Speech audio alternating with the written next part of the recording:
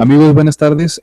Soy Jorge Arturo González. Estamos esta tarde en el programa Charlas con Científicos y es para mí un placer comentarles que tenemos a una fantástica invitada que es Carmen Osorio Hernández y nos va a platicar un tema que tiene que ver con el desarrollo científico y las actividades de la sociedad civil, en ese caso, bueno, de comunidades. Y pues me gustaría que Carmen se presentara y nos dijera de dónde viene y un poquito una pequeña reseña sobre quién es. Bien, muchas gracias. Buenas tardes. Bueno, antes que nada quiero agradecer la oportunidad que se me da para estar aquí en Charlas con Científicos. Y bueno, mi nombre es Carmen Osorio Hernández. Yo soy originaria del estado de Oaxaca, de una comunidad que se llama Santa Catarina Ticoatlajiaco, que está ubicada en la región de la Mixteca Alta.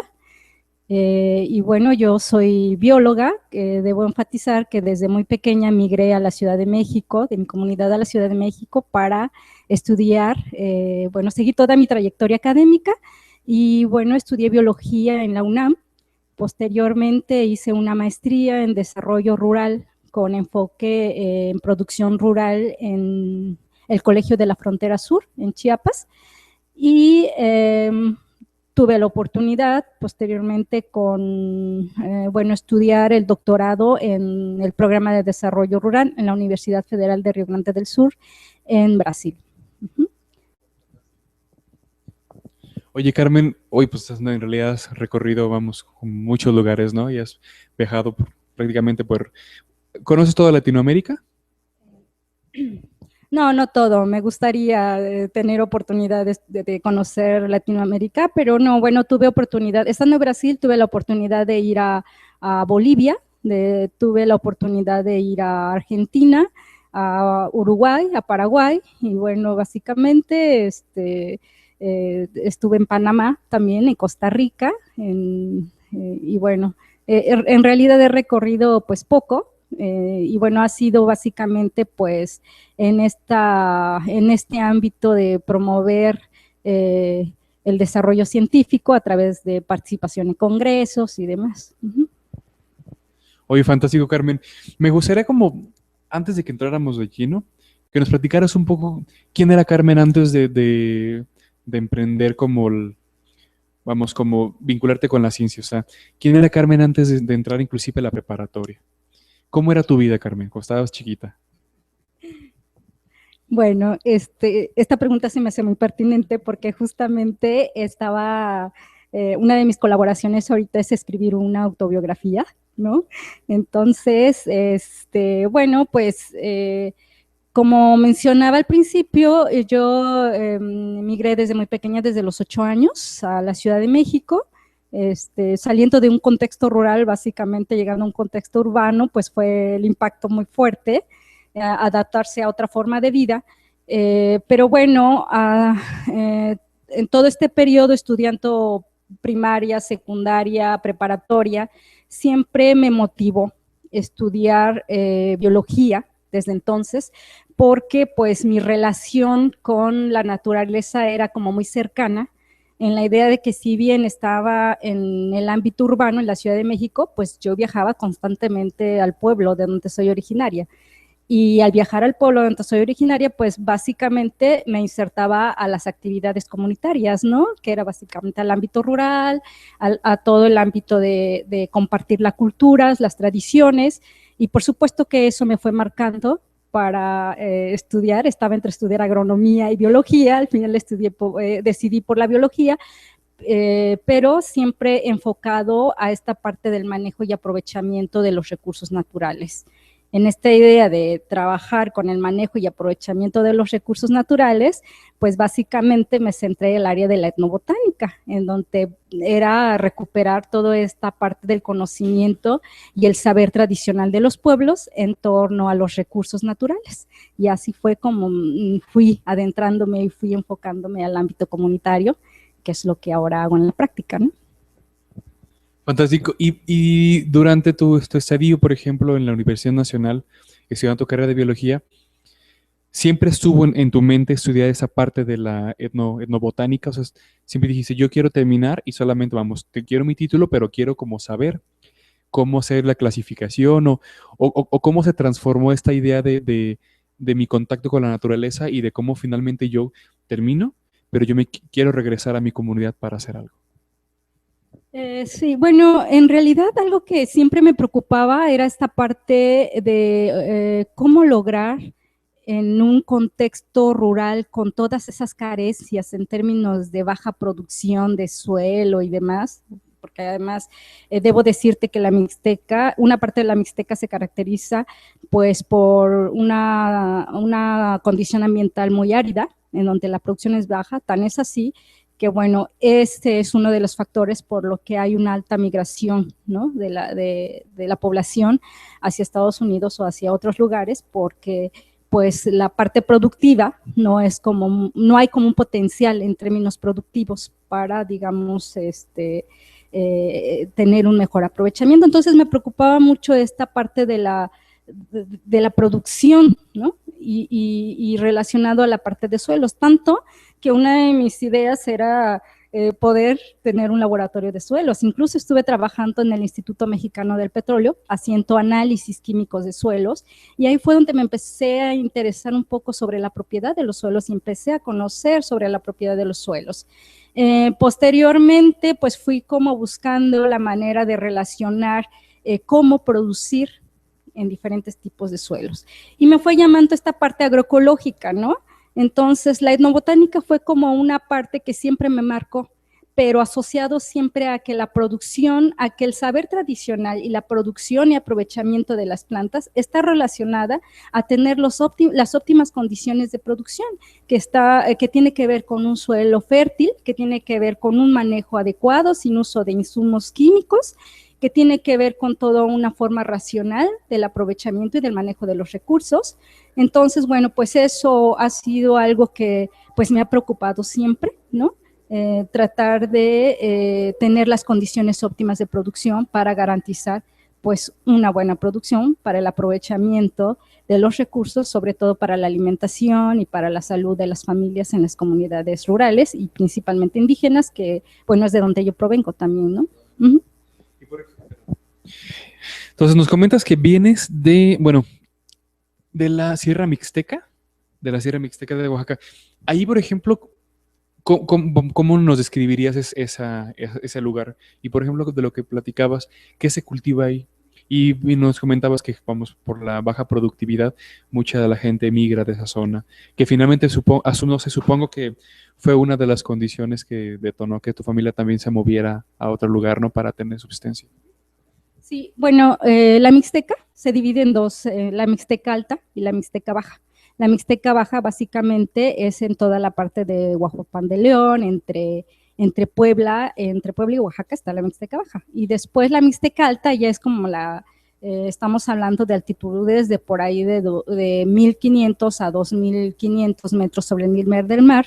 Yo estoy en la Mixteca alta, en donde por fortuna digamos que la vegetación, hay mayor exuberancia de la vegetación, no está tan árido. Sin embargo, la producción pues en esta región básicamente pues no solo la región de la Mixteca, en varias regiones de Oaxaca y en varias regiones de diferentes estados, es agricultura de subsistencia, ¿no? Es decir, la población cultiva solamente, y la principal producción es cultivo de maíz, de frijol, de calabaza, y bueno, de otros cereales, por ejemplo, el trigo, el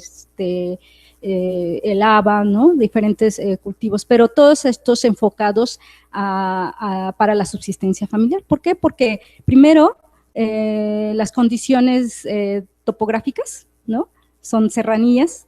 Entonces estamos hablando no de hectáreas como en la parte norte o en la parte del Bajío, ¿no? Estamos hablando de pequeñas extensiones de tierras y además cultivos de temporales, ¿no? No en todos los lugares hay riego. En mi comunidad, si bien sí puedo decir que es una comunidad donde hay suficiente riego, solamente en las partes bajas, en las partes altas no. Entonces, obviamente, que esto limita como tener una alta producción Pero también se vive de la cacería, también se vive, se tiene ganado menor, ¿no? También últimamente la dinámica comunitaria, la mayoría de la gente pues sí ha migrado, como te decía, el campo pues ya no tiene como mucho potencial, justo porque la mano de obra ha migrado. En esos términos, la mayoría de los jóvenes, por ejemplo, ya no sus expectativas ya no son, ya no tiene que, sí, entrar al comercio, como choferes de taxis o en cualquier otra actividad, pero no necesariamente a las actividades del campo, ¿no? Eso es complicado, entonces la dinámica, digamos, en términos de potenciar el campo, pues se ha visto limitado en ese sentido, ¿no? No solo las condiciones topográficas, las condiciones, sino además la disposición de la mano de obra, ¿no? Entonces, bueno, pues eso sí es como un problema. ¿Y eso cómo ha afectado, por ejemplo, pues, el entorno social de la región? O sea, porque finalmente te ha tocado como la transformación, ¿no? De cómo era antes a cómo es el ahora. Y, por ejemplo, ¿qué es como más bien, qué se ha hecho para mejorar esto un poco en esa zona? Pues mira, ¿qué se ha hecho? Un poco remembrando, ¿verdad? Te puedo decir que ahora, digamos, hay más instituciones educativas, ¿no? Por ejemplo, hace unos 30 años, a lo más que llegábamos era a escuelas primarias, ¿no? No había secundarias y no había preparatoria como ahora. Entonces, en términos educativos, digamos que ha habido como más opciones, ¿no? Eso por un lado. Por el otro, me parece que yo creo que en términos o como en todo este discurso de querer apoyar a las comunidades rurales y específicamente a las comunidades indígenas, llevando programas sociales, pues si bien estos programas de alguna manera han beneficiado porque sí han tenido un impacto económico en términos de aportar recursos a las familias vulnerables, pero por el otro lado han tenido un impacto negativo. ¿En qué sentido? Pues obviamente estos programas han hecho que la gente y la población sea más dependiente, de tal manera que ahora, pues si antes no producían porque no existen las potencialidades, pues ahora menos, ¿no? Porque han dependido de los programas que se les da, que tú sabes que son mínimo, que es mínimo lo que se les da. Y eso ha cambiado la dinámica, la dinámica social, porque la gente, y la dinámica productiva, ¿no? La dinámica productiva en el sentido que la gente ya no produce y compra, o sea, lo que consume ya no lo produce, ¿no? No quiero generalizar, pero es más o menos como a grandes rasgos el impacto de estos programas. Lo que la gente hace es comprar con los programas o con lo que se les da de los programas es comprar los productos. Esto ha tenido un impacto en la forma de alimentación de las familias y consecuentemente en la salud, ¿no? Tan es así que estamos en primer lugar de obesidad, ¿no? Y esto no solo en las zonas urbanas, también se refleja en las comunidades rurales, ¿no? Y te lo digo porque hemos hecho investigaciones sobre el impacto de estos programas en lo que ha generado este tipo de programas, cómo ha impactado la situación del campo y específicamente en la vida de las mujeres rurales, que es un poco como el área que he trabajado en los últimos años, ¿no? Oye, Carmen, si quieres, vamos, no, pues es un tema súper interesante.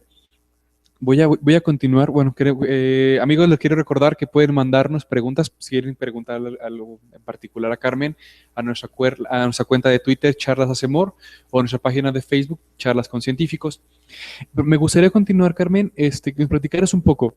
¿Terminas tu carrera en biología con esta visión que tenías sobre el regresar a tu pueblo, la visión de recuperar toda esta parte de la naturaleza, la investigación etnobotánica, pero estudias una maestría que tiene que ver con desarrollo rural y manejo de los recursos naturales?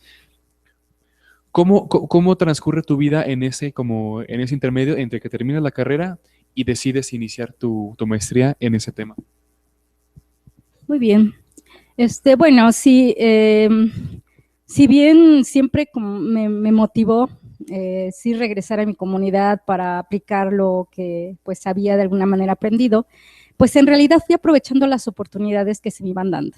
Entonces, cuando termino la licenciatura, me ofrecen una beca en el Colegio de la Frontera Sur para desarrollar mi proyecto de investigación sobre etnobotánica de huertos familiares, ¿no?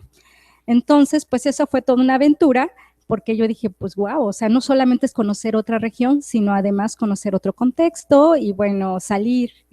Para mí esta parte de salir y conocer otras realidades es lo que me ha dado como mucha experiencia, pero también como más elementos para aportar en mi comunidad y para comparar, ¿no? Eso es en ese trayecto, estando en el Colegio de la Frontera Sur, pues y justamente porque con ese tema de investigación, pues me meto al ámbito comunitario. Yo decía, bueno, tengo que complementar el área de biología y el área de recursos con la parte social. Entonces, en el Colegio de la Frontera Sur hay un programa sobre desarrollo rural. Entonces yo dije, pues esto me gusta, esto me llama la atención. Y entonces, pues apliqué para concursar a esta maestría. Entonces, me gané una beca, bueno, ya, más bien fui aceptada dentro del programa de la maestría, eso por ahí del 2000, de 1998, ya tiene unos años, de 1998, y entonces, en ese entonces el tronco común estaba en San Cristóbal de las Casas, aunque mi proyecto de investigación lo había desarrollado en la península de Yucatán, específicamente en Quintana Roo, en realidad mi estudio se enfocó en Chiapas. Ahí lo que hice fue seguir más o menos la línea de investigación. Hice una caracterización etnobiológica de los huertos familiares de la Sierra Norte de Chiapas, en la zona cafetalera, con grupos tzotziles, ¿no? Entonces, en comunidades indígenas. Entonces, estando ahí, pues me ofrecen la oportunidad de trabajar en el ámbito de vinculación comunitaria, dentro del mismo Colegio de la Frontera Sur, pero en Villahermosa, trabajando en la misma línea de huertos familiares, pero específicamente era un proyecto en donde estaba fuertemente enfocado a la participación de las mujeres choles y las mujeres mestizas de esa parte de Tabasco, ¿no? Y bueno, todo esto me fue jalando al sureste, hasta que después de ahí me doy cuenta que es necesario indagar sobre el impacto de los programas y de los proyectos de este grupo de mujeres, por lo que me animo a hacer el doctorado en Brasil. Y mira, cuando regreso de Brasil, yo regreso con unas ganas inmensas de volver a mi comunidad, y vuelvo a mi comunidad porque se me hace la invitación de dar una capacitación a campesinos de la Mixteca sobre alternativas de producción. Entonces fue un ejercicio muy bonito porque además fue reaprender con la misma comunidad. La comunidad me reconoce, ya no como parte de la comunidad, pero sí como alguien que puede asesorar a su comunidad. Entonces me ven como, me conocen así, como la bióloga. Entonces me invitan a dar una charla sobre qué proyectos alternativos se podía desarrollar en esa región para un poco respondiendo a los problemas de la falta de la fertilidad, problemas de plagas. Entonces, pues se me da la oportunidad de abordar la parte agroecológica. Y pues con base en ese curso de capacitación,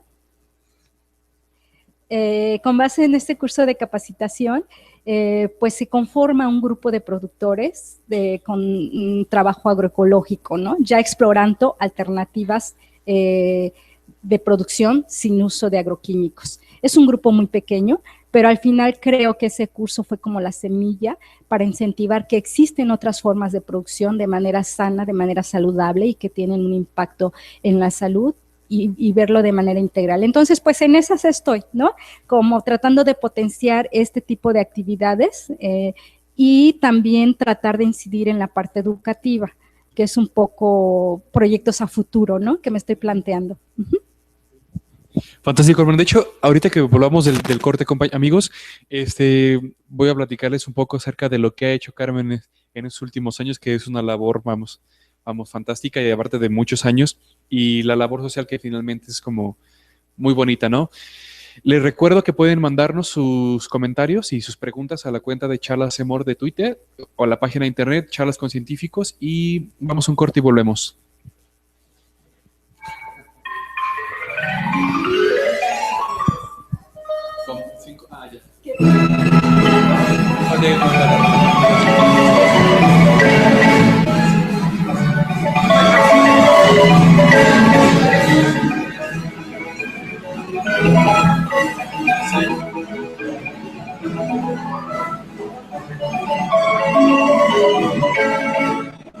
Desde hace más de 7 años, el programa Adopte un Talento Pauta trabaja para impulsar el talento científico en México.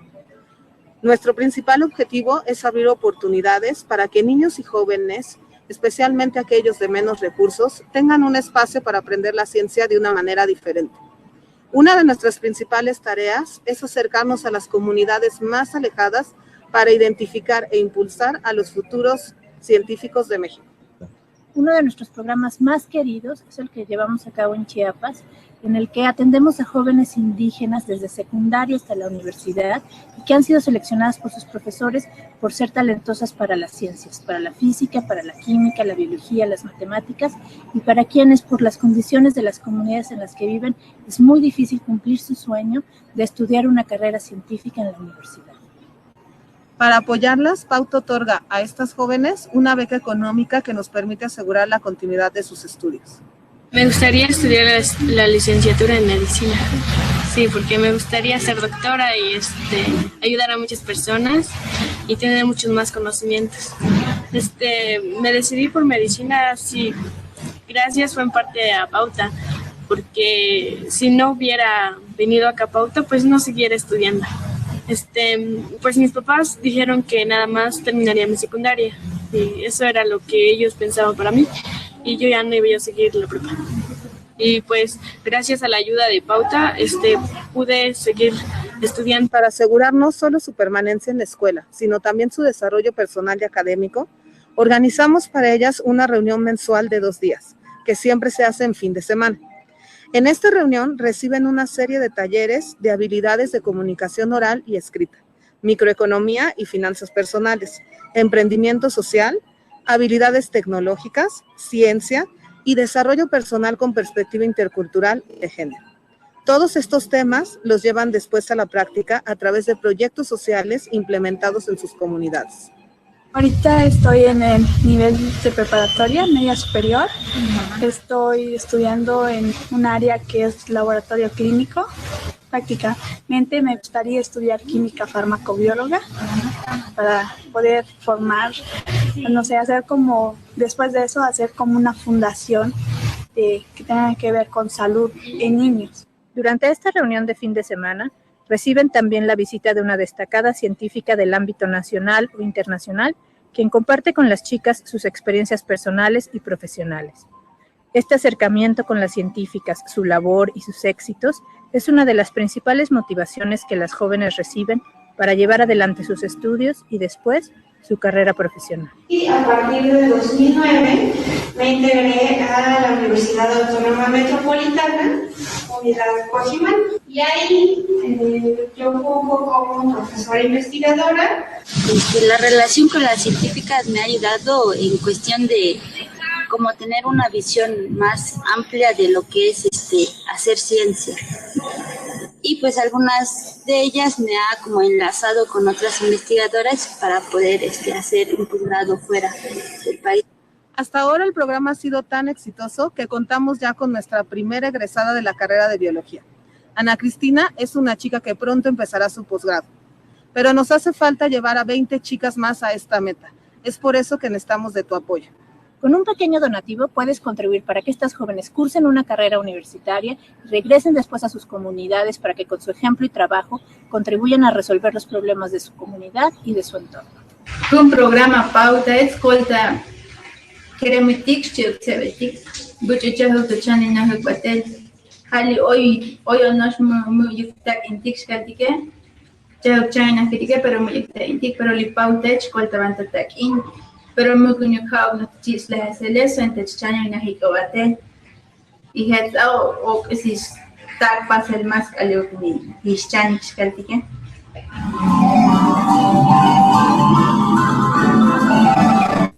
Amigos, muchas gracias por seguir con nosotros aquí. Esto es Charlas con Científicos. Seguimos platicando con Carmen Ortiz sobre los proyectos. Y bueno, en este segundo... ¿Ortiz Hernández? Osorio Hernández, perdóname, perdón, Carmen. Me gustaría como leerles un poco acerca de las actividades que ha hecho Carmen en sus últimos años, que bueno, realmente son demasiadas. Y bueno, los voy a leer un poco. Bueno, ella ha colaborado con proyectos comunitarios con mujeres en el área de género y producción, en el Colegio de la Frontera Sur. Ha sido consultora en la evaluación de proyectos productivos enfocados a mujeres, ha realizado cursos de actualización relacionados con la práctica política en mujeres con feminismo rural, fortalecimiento de las capacidades de adaptación al cambio climático y prevención de riesgos.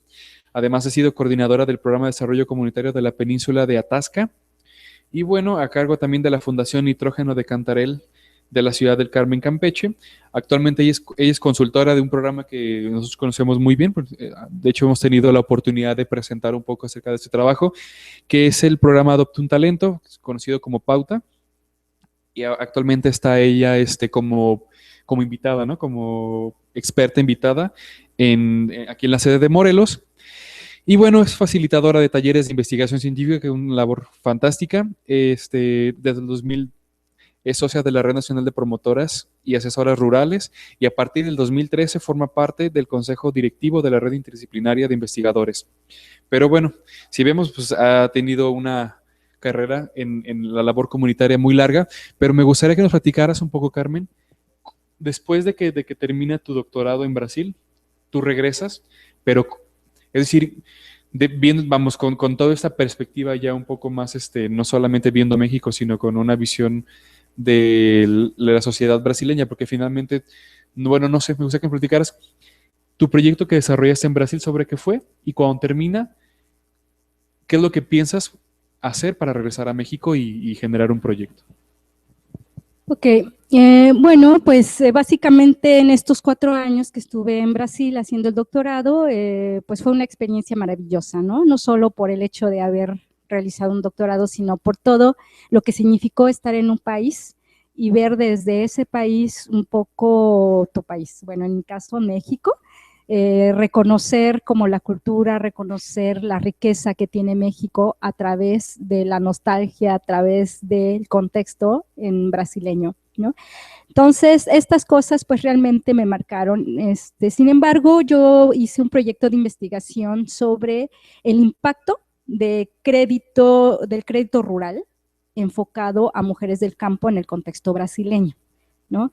Entonces, la idea es ver con este proyecto o con este proyecto de investigación qué tanto impactaba un proyecto o un programa de crédito enfocado a mujeres justamente en la vida de estas mujeres en el campo.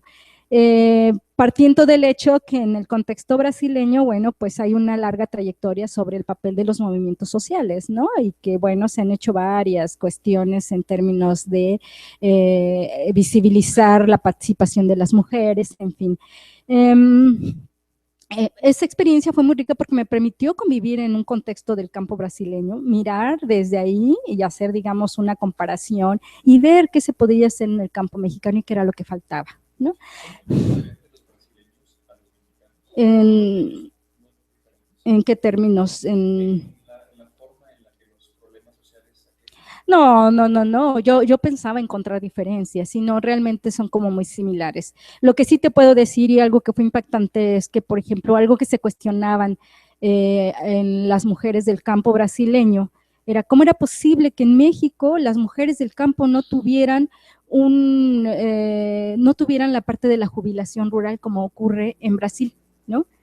Y decían, ¿cómo es posible que ese trabajo tan arduo en el campo, que las mujeres no tengan esos beneficios? Entonces, bueno, eso yo no lo miraba, ¿no? Entonces, estando ahí me decía, bueno, pues sí, realmente eso es algo que tenemos que seguir luchando y por eso, bueno, mi insistencia al regresar, pues es no solo reincorporarme a esta red nacional de asesoras y promotoras rurales de la cual formo parte desde el 2000, ahorita te voy a contar un poco de qué trata esta red que hacemos, sino además de querer implementar proyectos, pues justamente en esta idea de visibilizar la desigualdad, ¿no? Visibilizar la participación de las mujeres en diferentes ámbitos, partiendo de que hay una desigualdad, no solo la desigualdad social marcada por género, ¿no? Entonces, preocupada un poco con esta idea, yo regreso a México muy motivada de querer hacer proyectos colectivos. Y así es como me reincorporo a la Red Nacional de Asesoras Promotoras Rurales y a la Red Interdisciplinaria de Investigadores Indígenas de los Pueblos Originarios, ¿no? Que también ahorita platico de qué hacemos en estas redes, porque yo estaba como convencida de que para impulsar proyectos que tuvieran un impacto social, tenía que ser de manera colectiva, ¿no? Y tenía que ser de manera vinculada, para que se pudiera estar generando cuestiones, para que realmente se pudiera estar generando un impacto, ¿no? Entonces, bueno, te digo, una primera acción fue esta capacitación de la cual formé parte con los campesinos y campesinas de la Mixteca. Una segunda acción, pues fue, en ese momento me convocaron a participar en una convocatoria para trabajar en un proyecto comunitario. Entonces yo dije, bueno, ya tengo el doctorado en desarrollo rural, ahora es tiempo de aplicarlo en el ámbito comunitario. Y fue todo un reto. Fue todo un reto porque en este lugar, en la península de Atasta, que es parte de Ciudad del Carmen, que es en la isla donde está la laguna de Términos, pues era básicamente trabajar con comunidades, toda esta parte del manejo de los residuos sólidos, digamos que es la parte ambiental. Entonces, concientizar en todos los problemas que hay en términos de contaminación ambiental en el agua, en el suelo, en el ambiente, por el manejo de los residuos, fue algo que me motivó y que digo, bueno, esto realmente es un problema social, que hay que ver cómo le podemos hacer. Y una estrategia, que no te puedo decir que es la panacea, ¿verdad? Pero una de las estrategias es justamente incorporar al programa, incorporar la participación comunitaria, pero también involucrando otros actores sociales, como por ejemplo los centros educativos de las comunidades, por ejemplo, las instituciones de gobierno, ¿no? Como que no es una tarea nada más de las comunidades, sino también de otros actores que ahí están. Y bueno, pues este es como mi primer acercamiento a la labor comunitaria, y que por supuesto todo esto me da elementos de incidencia en mi comunidad, que de alguna manera lo llevo a la práctica, en lo personal y en lo colectivo, ¿no? Entonces, bueno, como te decía, en esta idea de hacer proyectos colectivos, me incorporo a la Red Nacional de Asesoras de Promotoras Rurales. La Red Nacional de Promotores es un colectivo, un colectivo feminista que surge en 1987, y bueno, básicamente somos quienes conformamos este colectivo, somos investigadoras, somos asesoras, somos promotoras que trabajamos por el fortalecimiento personal, pero también por el fortalecimiento y desarrollo de las mujeres de las diferentes comunidades indígenas de la cual somos parte y de la cual trabajamos directamente, ¿no? Entonces, y trabajamos de manera colectiva con base en la metodología participativa basada en la educación popular, con todo un enfoque feminista, ¿no? No quiero decir que los hombres no participan, sino vemos más bien la participación de hombres y mujeres, pero cómo realmente se da la participación de las mujeres en diferentes ámbitos. Nuestros principales temas con estas redes, bueno, somos 30 socias, pero activas somos como 25 o 20, como 20, y desarrollamos diferentes proyectos que tienen que ver con diferentes temáticas. Nuestro eje realmente es la soberanía alimentaria o la seguridad alimentaria, más bien son dos temas, pero en torno a eso pues trabajamos fortalecimiento organizativo, trabajamos cuestiones de género, trabajamos cuestiones de educación ambiental, trabajamos cuestiones agroecológicas, en fin, todas estamos inmersas en diferentes temas, ¿no? No tenemos una figura jurídica, realmente la manera en cómo operamos estos proyectos es a través del respaldo de figuras de asociaciones civiles, de la cual algunas socias formamos parte, ¿no? Es así como desarrollamos nuestros proyectos. Eso con relación a la Red Nacional de Asesoras y Promotoras Rurales. Tenemos incidencia en 11 estados de la República, la mayoría en el centro y en el sureste de México. Por el otro lado, con la red interdisciplinaria de investigadores indígenas. Carmen, vamos a un corte y volvemos. Amigos, continúen con nosotros, Charlas con Científicos. Pueden mandarnos sus preguntas a la cuenta Charlas Hacemor. Vamos a un corte y volvemos.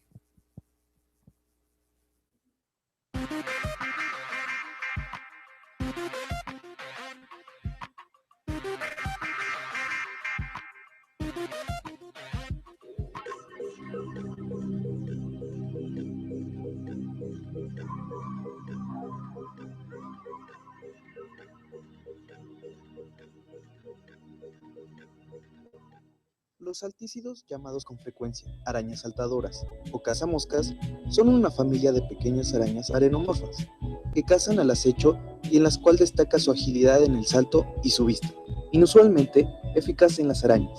Es una de las familias de arañas más nutridas en especies, con 4.000 descritas. Hasta el momento, los científicos sabían que las arañas saltadoras del género Abronatus veían en alta resolución, pero un nuevo estudio demuestra que ahora estos arácnidos utilizan un mecanismo de 3 canales de color similar al de los seres humanos, para poder ver en alta resolución.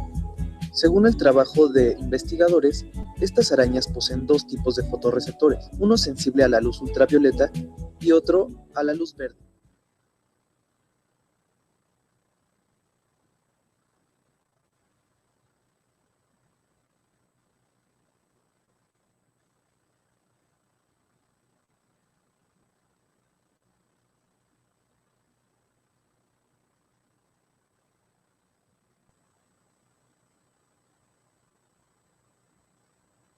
Que nos platicara sobre algunos de los proyectos que ustedes han trabajado y un poco, por ejemplo, cómo se han logrado como incorporar sus proyectos en las sociedades donde están o en las comunidades donde los integran.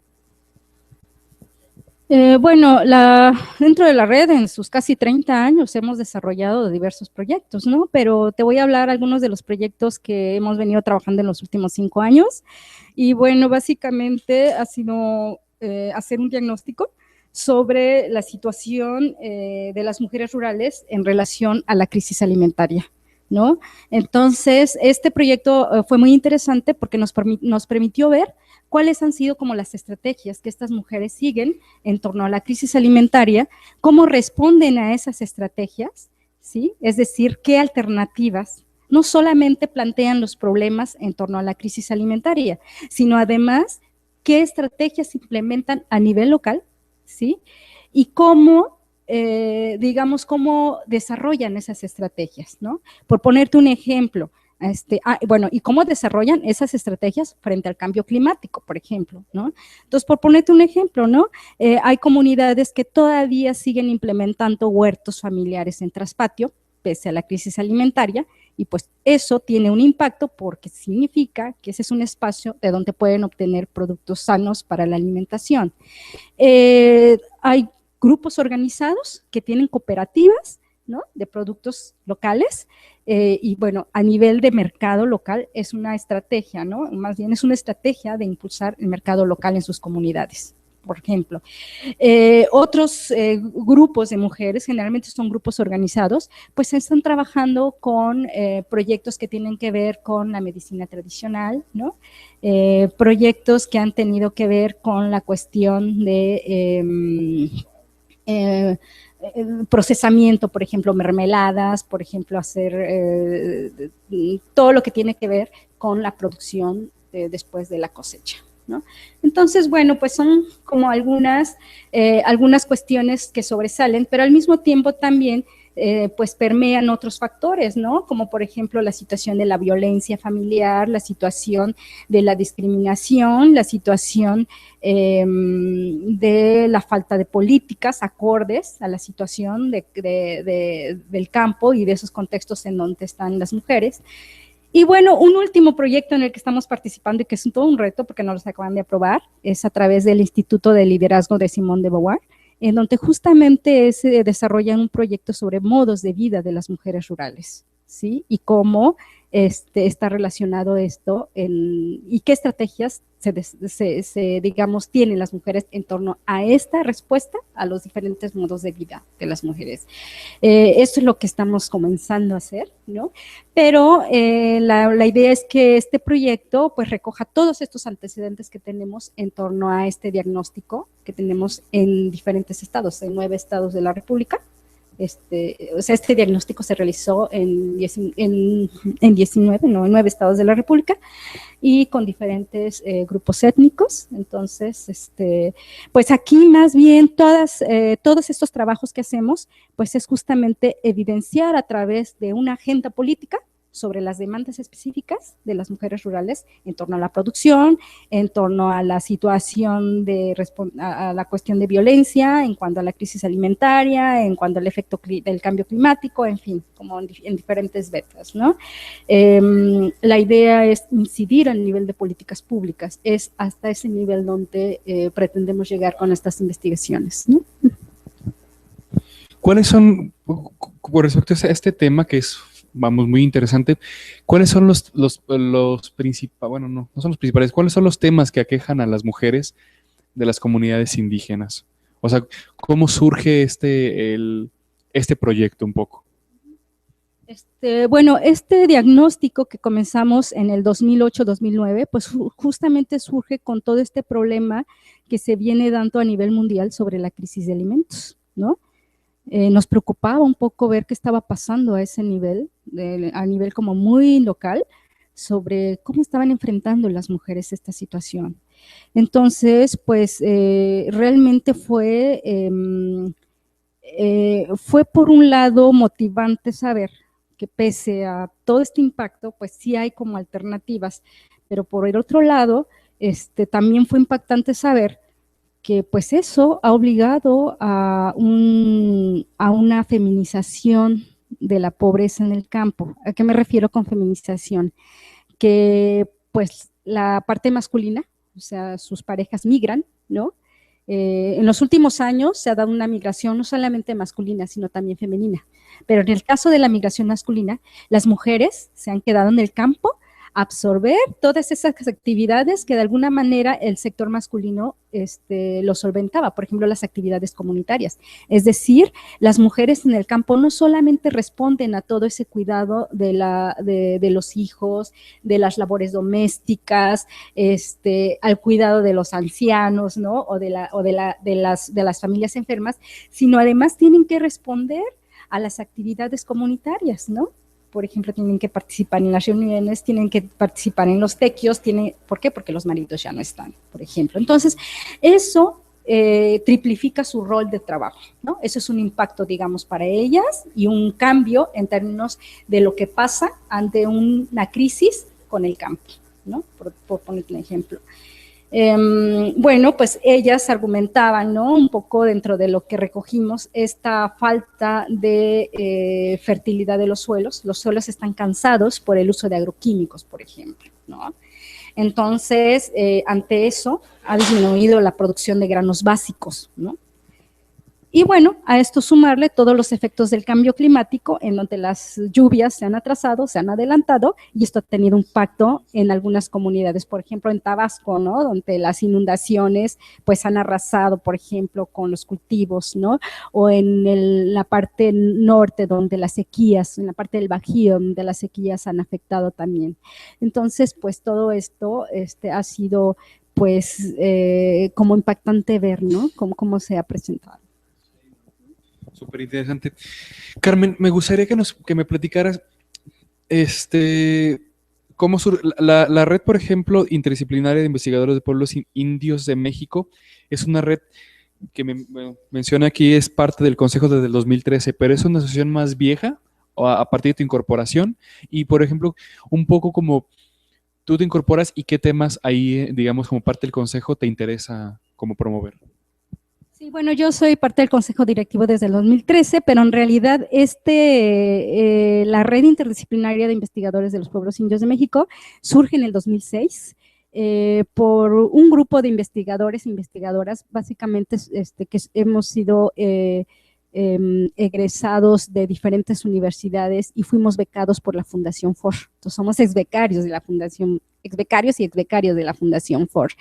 Entonces, pues un poco con el compromiso, ¿verdad?, de aplicar lo que hemos aprendido y que hemos salido de nuestras diferentes comunidades, retornar a nuestras comunidades a aplicar lo que hemos aprendido, ¿no? Esa es como la idea, fortaleciendo pues el desarrollo y la identidad de los pueblos originarios a través de la realización, la ejecución y la gestión de proyectos con impacto social, ¿no? Esta red igual, ¿no? Somos 30 miembros, pero activos somos como 15.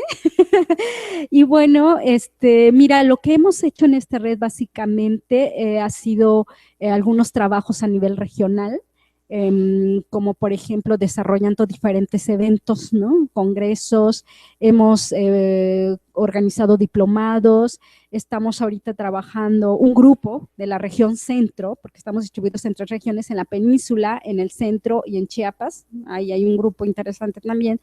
Estamos desarrollando ahorita un proyecto de autobiografías, ¿no? En donde justamente la idea es hacer esta autobiografía como muy didáctica, y compartirlo en los centros educativos, ¿sí? Y con niños de secundaria. Entonces, hacer toda una parte como, no solo escribir tu autobiografía, sino además esquematizarlo, ¿no? Exactamente. Entonces, es una forma de decir que si bien somos de comunidades indígenas, no tenemos limitantes, y sí tenemos muchas potencialidades y tenemos muchas capacidades que teniendo las condiciones necesarias las podemos desarrollar, ¿no? Entonces, bueno, eso es un proyecto muy bonito que estamos comenzando algunas personas de la región centro. Hemos publicado algunas, recientemente, no recientemente, es un libro que salió en el 2011, pero es un libro donde algunos pensadores de comunidades y pensadoras de comunidades indígenas hablamos, el libro se llama Sentir, Pensar, género desde la perspectiva de los pueblos originarios. Cómo nosotros, miembros o miembros de diferentes pueblos, sentimos y vivimos estas cuestiones de desigualdad y condiciones de género y cómo lo abordamos de manera teórica también, ¿no? Entonces, eso es algo que hemos hecho, no hemos hecho mucho, pero creo que la clave aquí es cómo podemos vincularnos. Imagínate, somos miembros de 12 etnias, ¿no? 12 grupos indígenas y que tenemos presencia en 9 estados. Entonces, pues tenemos todo un reto y de vincularnos porque además cada estado y cada etnia tiene sus particularidades, ¿no? Entonces, este intercambio de estas particularidades, pues nos potencializa, nos ayuda y nos enriquece y nos da toda una experiencia. Carmen, vamos a un corte. Amigos, les recordamos que pueden mandarnos sus preguntas a la cuenta Charlas Hacemor. Vamos a un corte y volvemos. Gracias por seguir con nosotros.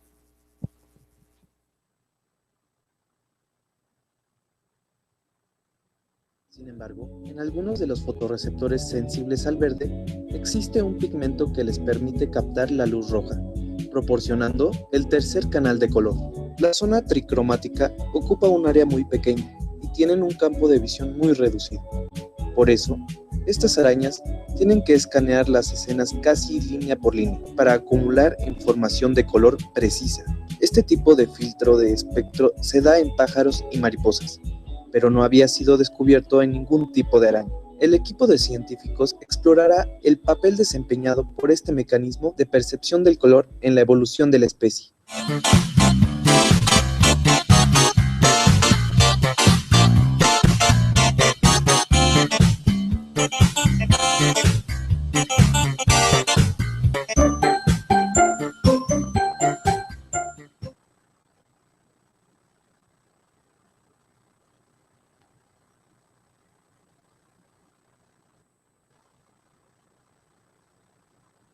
Sin embargo, amigos, gracias por seguir en su programa Charlas con Científicos. Seguimos platicando con Carmen Hernández sobre los proyectos productivos.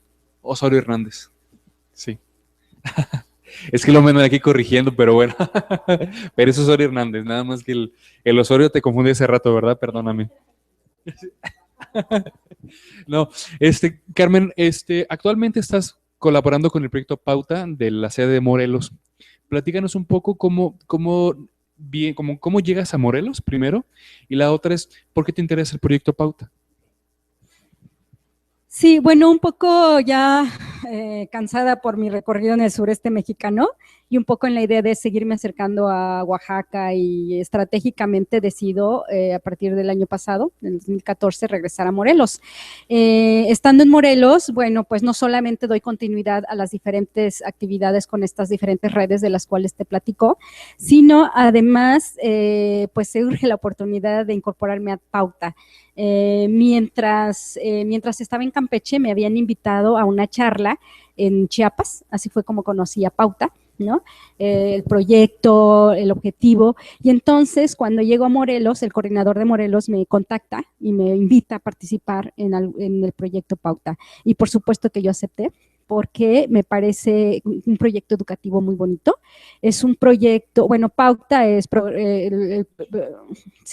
Pauta es una asociación civil, se llama Programa Adopte un Talento, y está conformado por un grupo pues interdisciplinario, multidisciplinario, por grupos de científicos, ¿no? De estudiantes de las ciencias básicas, ciencias sociales, en donde uno de los principales objetivos es desarrollar habilidades científicas en niños y en jóvenes que estén interesados por la ciencia, ¿no?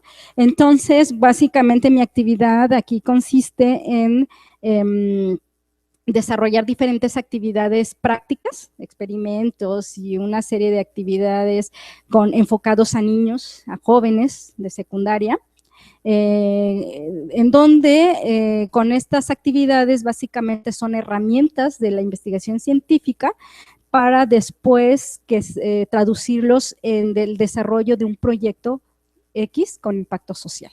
Entonces, a mí se me hace un proyecto educativo muy bonito, una experiencia muy real, que puede trascender en términos no solo de seguir motivando a los chicos por el campo científico, sino además aplicarlo con base en un proyecto, ¿no? Un proyecto que tenga un impacto no solamente en el ámbito académico, sino también social, ¿no? Entonces, bueno, básicamente desde el año pasado he estado colaborando con Pauta, y aquí lo que se me hace bien interesante, pues es que nos basamos en una metodología basada en el constructivismo, ¿no? En el modelo constructivista. ¿Eso qué quiere decir? Que, bueno, básicamente ahí lo que hacemos es que los alumnos indaguen, ¿no? Que los alumnos construyan, o más que decirles cómo hacer las cosas, que ellos construyan y generen ideas, ¿no? Esa es como la premisa. Pero sobre todo involucrar la participación de los docentes de estas escuelas en las que participamos y los papás, ¿no? Entonces, en ese sentido se me hace un proyecto integral y muy completo. Paralelamente, además de todas mis quehaceres como consultora independiente, estoy comenzando a formar parte, bueno, a colaborar con el Consejo, con un proyecto, con ACID, en el Consejo de Ciencia y Tecnología del Estado de Morelos, sobre formación de divulgadores de la ciencia y la tecnología, que está enfocado básicamente a docentes de instituciones educativas en el municipio de Cuautla y Tepoztlán. Entonces, pues este curso que se imparte los sábados, cada 15 días, los sábados, un sábado en Tepoztlán y un sábado ya está. Acabamos de empezar el 1 de agosto, el 1 de agosto comenzamos. Y este curso básicamente pues es desarrollar diferentes actividades prácticas relacionadas a las ciencias, acompañadas de actividades lúdicas. Por eso es un curso más que teórico, es un curso práctico en modalidad de talleres, acompañado de actividades lúdicas, con juegos, con experimentos y demás, pues como estrategia de enseñanza a la ciencia. Entonces la idea es que dotar de herramientas a los docentes para que lo puedan aplicar en el ámbito educativo, ¿no? Con sus alumnos o con quienes están, sí. Oye, Carmen, se me ha pasado pedirte si nos pudieras proporcionar un correo y una página para conocer, o un correo electrónico, por si la gente está interesada en saber un poco más de ti. Y lo vamos a poner en la cuenta de Twitter. Bueno, mi correo electrónico es mixtequilla70, es MIXTEQUILLA 70, mixtequilla70 @yahoo.com.mx. Bueno, como consultora no tengo página web, nada más decirte que, bueno, próximamente va a salir la página web de la Red Nacional de Asesoras y Promotoras Rurales, en donde vamos a estar, bueno, ahí va a estar parte de mi descripción de lo que hago y de lo que, bueno, como colectivo hacemos, la biografía va a estar ahí. Tenemos página en la red de investigadores indígenas, pero ahorita la tenemos en stand-by porque la estamos actualizando. Entonces, bueno, ahí es www.investigadoresindígenas.org.mx, ¿no? Ahorita está, te digo, en stand-by. Entonces, para mayor información, bueno, pues ahí me podrían contactar. Carmen, se nos está acabando el tiempo. De hecho, bueno, nos quedan algunos minutos. Me gustaría que nos platicaras qué viene para Carmen en los próximos años. ¿Qué te interesaría hacer? Más o menos hacia dónde estás viendo ahora la parte de desarrollo como comunitario, pero ahora qué temas te gustaría incorporar y un poco qué es lo que planeas hacer para estos próximos años.